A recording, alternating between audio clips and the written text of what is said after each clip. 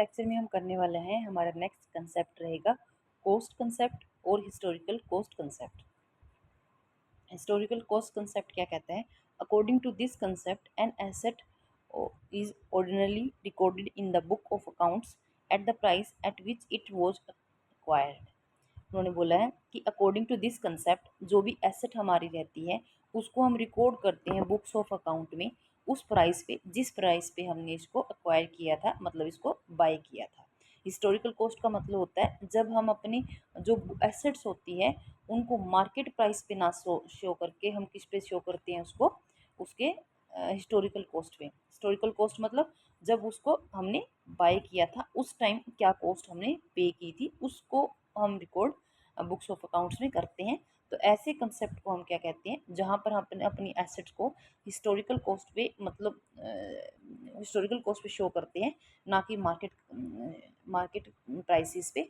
ऐसे कॉस्ट को, ऐसे कंसेप्ट को हम कहते हैं cost concept.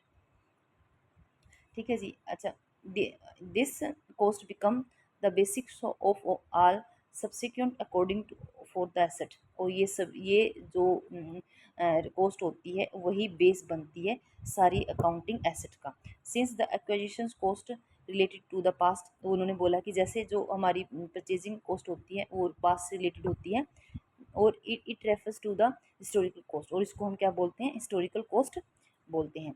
This cost is based on the valuation of the asset of the financial statement, और इसी कॉस्ट के बेस पे हम क्या करते हैं? एसेट्स का फाइनेंशियल स्टेटमेंट में वैल्यूएशन करते हैं।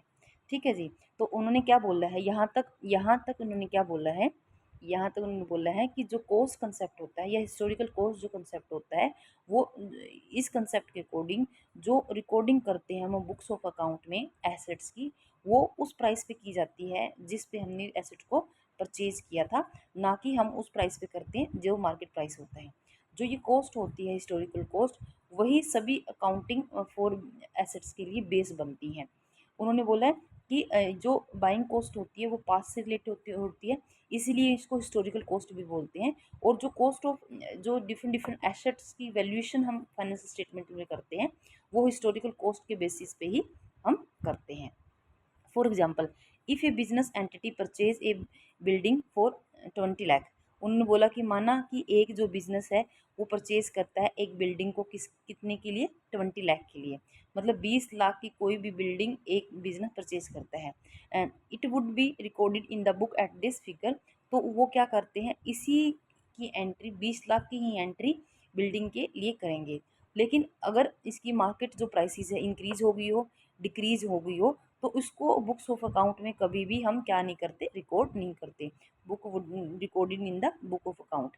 जो मार्केट वैल्यू इंक्रीज हुई है और डिक्रीज हुई है, उस मार्केट वैल्यू में जो अगर मार्केट वैल्यू इंक्रीज हुई है और मार्केट वैल्यू डिक्रीज हुई है, इसकी रिकॉर्डिंग कहीं भी बिल्डिंग के रिगार्डिंग हम कहीं भी बुक्स ऑफ अकाउंट में नहीं देखते। ठीक है जी। If the 2 year later the market value of the building, वो उन्होंने बोला कि माना कि 2 साल बाद मान लो जो मार्केट वैल्यू है बिल्डिंग की वो क्या होगी? बढ़ गई। कितनी हो गई है? 60 लाख हो गई है। तो इंक्रीज वैल्यू ये भी हम क्या करते हैं? बुक्स ऑफ अकाउंट में शो नहीं करते। तो उन्होंने एग्जाम्पल के तौर पे बताया कि मान लो कि एक बिजनेस एंटिटी ने कोई भी बिल्डिंग परचेज कर ली 20 लाख की, तो उसकी रिकॉर्डिंग हम 20 लाख की ही करेंगे, चाहे मार्केट प्राइसेस इंक्रीज हो चाहे बिल्डिंग की मार्केट प्राइस डिक्रीज हो। माना कि 2 साल बाद अगर बिल्डिंग की जो प्राइसेस है वो 60 लाख हो गई है, लेकिन हमने कितने की खरीदी थी? 20 लाख की, लेकिन मार्केट वैल्यू कितनी की होगी? 60 लाख की होगी। लेकिन इस जो ये इंक्रीमेंट है इसको भी हम कहीं भी रिकॉर्ड बुक्स ऑफ अकाउंट में नहीं करते अकॉर्डिंग टू कॉस्ट कंसेप्ट और historical cost concept. However, the cost concept or historical cost concept does not mean the asset will be continuously shown in their acquisition prices as for as long as the business entity own them. Cost जो हमारी coast concept होती है, historical coast concept होता है, इसका मतलब ये नहीं है कि हम एसेट्स को हमेशा एक जो एक्विजिशन प्राइसेस इसकी जो बाइंग प्राइसेस है जिस पे हमने बाय किया था उसी पे शो करेंगे। मतलब हिस्टोरिकल कोस्ट या जो कोस्ट कंसेप्ट हमारा, इसका मतलब ये नहीं है कि हर साल हमारी जो एसेट है उसकी वैल्यू हम बैलेंस शीट के अंदर वही दिखाएंगे जितनी की हमने एसेट्स को बाय किया था। ठीक है जी। उन्होंने कहा कि cost of systematically reduce for 1 year from year to year. जो कॉस्ट है उसको हम सिस्टमेटिकली रिड्यूस करेंगे year to year by charging depreciation and the asset are showing in the balance sheet at cost less depreciation। तो जैसे उन्होंने बोला है कि कोस्ट कंसेप्ट का मतलब ये नहीं है कि आपकी एसेट्स को आप हमेशा ही हिस्टोरिकल कोस्ट पे शो करेंगे, हिस्टोरिकल कोस्ट पे शो करेंगे, लेकिन आप इसको क्या करेंगे, सिस्टमेटिकली आप अपनी कोस्ट में क्या करेंगे, रिड्यूस करेंगे ईयर टू ईयर, डेप्रिसिएशन की अमाउंट को लेस करके आप बैलेंस शीट में आप उसको क्या करके लेस कर करके आप बिल्डिंग्स को की कोस्ट को दिखाएंगे, वैल्यू को दिखाएंगे। ठीक है जी। उसके आगे है कुछ जस्टिफिकेशन। देखो कुछ इस जो ये कंसेप्ट है इसकी कुछ जस्टिफिकेशन है और कुछ इसकी ड्रॉबैक है। तो सबसे पहले तो कौन कौन सी बातें वो है जो इस कंसेप्ट को जस्टिफाई करती है, वो कहती है कि ये कंसेप्ट सही है। जस्टिफिकेशन, पहले तो उन्होंने बोला है कि जो कोस्ट हम निकालते हैं हिस्टोरिकल कोस्ट मेथड से जो कोस्ट आती है वो ऑब्जेक्टिवली होती है, मतलब वो पर्सनल बायसनेस नहीं होती, और उसको वेरिफिकेशन बुक्स ऑफ अकाउंट्स में हम क्या कर सकते हैं, क्या कर सकते हैं, वेरीफाई कर सकते हैं, क्योंकि जो ये एक्चुअल ट्रांजेक्शन्स होती है आर्बिट्रेटली डिटरमाइंड इसमें नहीं किया जाता, मतलब हम अपने आप कोई कॉस्ट डिसाइड नहीं करते, ये एक्चुअल में ट्रांजेक्शन होती है, एक्चुअल में हम उतनी अमाउंट पे करते हैं जब हम उस एसेट्स को बाय करते हैं, तो इसको हम वेरीफाई कर सकते हैं। ठीक है जी। तो फर्स्ट पॉइंट क्या है, कोस्ट क्या है, ऑब्जेक्टिव है। ठीक है। नेक्स्ट क्या है, जो ये जो कंसेप्ट है वो जस्टिफाई करता है किसको, गोइंग कंसर्न कंसेप्ट को, क्योंकि ये भी यही मानता है कि जो बिजनेस है वो लॉन्ग टाइम तक रन करेगा, और गोइंग कंसर्न कंसेप्ट भी यही मानता है कि जो बिजनेस हम बना रहे हैं वो क्या है, लॉन्ग टाइम के लिए बना रहे हैं। ठीक है, और इस एसेट को हम यूज़ करने वाले हैं लॉन्ग टाइम के लिए, तो no need of using the current value and liquidation value. तो इसकी तो उन्होंने बोला कि कोई ज़रूरत नहीं है कि करंट वैल्यू लिक्विडेशन वैल्यू को यूज़ करने के लिए, हम ये मान के चल रहे हैं कि बिजनेस है वो लॉन्ग टाइम तक चलने वाला है।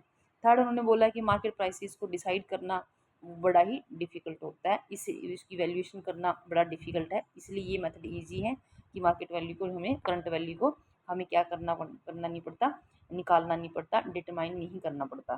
फोर्थ, उन्होंने कहा है कि जो मार्केट वैल्यू होती है एसेट्स की वो टाइम टू टाइम चेंज रहती है, इसके लिए भी मेथड सही है। सबसे पहले ये मेथड की जो कॉस्ट होती है वो ऑब्जेक्टिवली डिफाइन होती है, उसको वेरीफाई हम कर सकते हैं, पर्सनल बायसनेस इसमें नहीं होती, एक्चुअल में वो ट्रांजैक्शन हम करते हैं उसके अकॉर्डिंग हम उसकी मतलब रिकॉर्डिंग करते हैं। गोइंग कंसर्न कंसेप्ट है उसको ये जस्टिफाई करता है। मार्केट वैल्यू जो करंट वैल्यू उसको डिटरमाइन करना बहुत ही डिफिकल्ट होता है। Fourth, time to time market value change होती रहती है। ये ये है जो इस पॉइंट को सही, ये इन रीजंस की वजह से, इन आर्ग्यूमेंट्स की वजह से हम जस्टिफाई करते हैं कि हिस्टोरिकल कॉस्ट अच्छी है, हिस्टोरिकल कॉस्ट कंसेप्ट अच्छा है। नेक्स्ट इसकी कुछ ड्रॉबैक है। तो ड्रॉबैक क्या कह रहे हैं, सबसे पहले उन्होंने बोला कि जो एसेट्स होती है कुछ एसेट्स ऐसे होती है जिसके लिए नथिंग इज पे विल नॉट बी रिकॉर्डेड। कुछ एसेट ऐसी होती है जिनके लिए हम कुछ भी पे नहीं करते तो उसको रिकॉर्ड नहीं करते, लेकिन वो हमारी जैसे कोई जैसे ब्रांड नेम है, अगर हमने फेवरेबल कोई लोकेशन चूज़ की है उसके लिए हमें कुछ पे किया है, ठीक है, ब्रांड नेम के लिए कुछ पे किया है, रेपुटेशन बिजनेस के लिए कुछ दिया है, knowledge and technical skill build करने के लिए हमने कुछ एक्सपेंसेस किए हैं, enterprises will remaining un recording through these are valuable assets, लेकिन इनकी कोई भी ट्रांजेक्शन एंट्री नहीं होती क्योंकि इनके लिए हम कुछ भी पे नहीं करते।